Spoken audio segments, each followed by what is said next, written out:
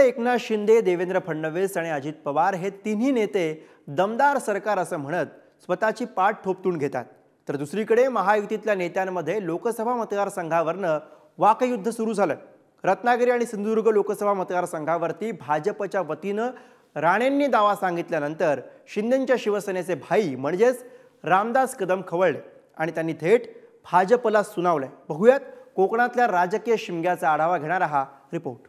तुम्ही वायगडवर पण सांगाल आम्हीच, तुम्ही रत्नागिरीला पण सांगाल आम्हीच। हे तुम्हाला सगळ्या पक्षाला संपून तुम्हाला एकटा घेऊन जायचं का भाजपला? आपण दोघे भाऊ भाऊ, तुझा इथे वाटून खाऊ आणि माझ्या हात नको लावू।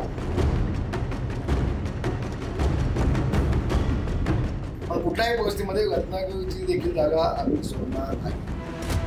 कोकणात अजून शिमग्याची तयारी सुरू व्हायची आहे, पण कोकणातला राजकीय शिमगा जोरात सुरू आहे।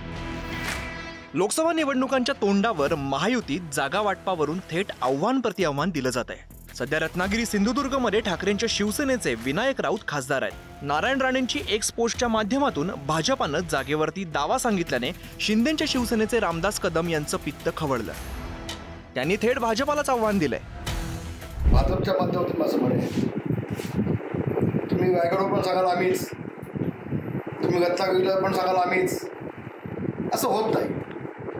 रत्नागिरीला पण सिटिंग जागा आहे, ती शिवसेनेची आहे, ती शिवसेनेची आहे। ते तुम्हाला सगळ्या पक्षाला संपून तुम्हाला एकटा घेऊन जायचं का भाजपला? असं त्यांचा निष्कर्ष नाही केलं। म्हणजे कसं होईल, आपण दोघे भाऊ भाऊ, तुझा इथे वाटून खाऊ आणि माझ्या हात नको लावू, असं होता नाही। या मतदारसंघावर निलेश लाडला वर्षानुवर्ष आम्ही या मतदारसंघामध्ये विधानसभा लोकसभेच्या निवडणूक लढवतो। त्यामुळे भारतीय जनता पक्षाचा हा मतदारसंघ असल्याने आमचा दावा पक्षाला ही सीट मिळावी म्हणून, वैयक्तिक दावा नाही आहे, पक्षाला मिळावी म्हणून।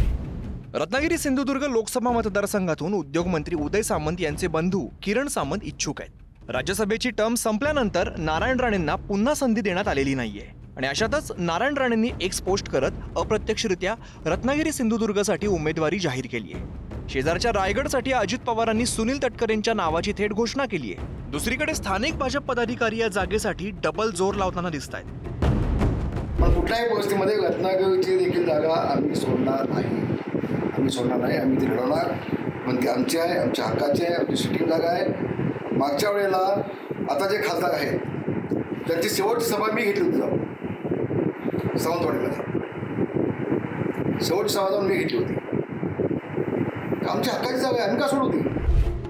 रामदास कदमांचे हे तिखट बोल भाजपाच्या जिव्हारी लागले नसते तरच नवल। रामदास कदमांचं मत म्हणजे काही महायुतीचं मत नाही आहे। त्यांनी आपलं व्यक्तिगत मत मांडलं आहे आणि व्यक्तिगत मत मांडण्याचा अधिकार आहे। शेवटी महायुतीला कुठेही डॅमेज होणार नाही याची काळजी सर्वांनीच घ्यायची आहे। पण एकनाथ शिंदेजी याबद्दलची दखल घेतील। जे जे घटक पक्ष आमच्याकडे जेव्हा देवेंद्रजी मुख्यमंत्री झाले तेव्हा देवेंद्रजींनी एनडीएच्या सर्व घटक पक्षांना, मग सदाभाऊ खोत असतील, आपले महादेवराव जानकर असतील, यांना मंत्रिपद दिले। आमच्याकडे घटक पक्षांना जेवढा मान आहे तेवढा मान कधीही कुठल्या पक्षाने दिला नाही। काँग्रेस पार्टीने घटक पक्षाला संपवलं, आम्ही घटक पक्षाला प्रचंड ताकद दिली। ठाणे हा स्वतः मुख्यमंत्री एकनाथ शिंदेंचा बालेकिल्ला, तर कल्याण हा शिंदेंचे पुत्र श्रीकांत शिंदे यांचा मतदारसंघ।